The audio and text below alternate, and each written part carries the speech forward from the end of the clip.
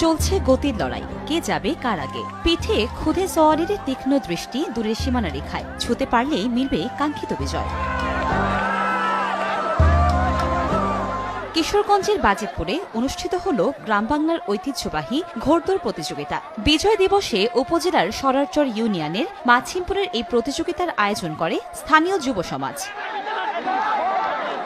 আমন ধান কাটার পর নবান্নের উৎসবের আমেজে মাছিমপুরে বিস্তীর্ণ ফসলের মাঠে এই ঘোড়াদৌড় প্রতিযোগিতা অনুষ্ঠিত হয়। শত বছরের ঐতিহ্যবাহী ঘোড়দৌড় প্রতিযোগিতা দেখতে দুপুরের পর থেকে খোলা মাঠে ভিড় করে নারী শিশুসহ হাজার হাজার মানুষ। নির্মলে উৎসবে খুশি এলাকাবাসী। বাচ্চাটা কালকে থেকে শুনে করতেছে, লাফাইতেছে, ঘোড়া দেখবো, ওই জন্য ঘোড়া খেলা দেখাইতে নিয়ে আসি বাচ্চারে।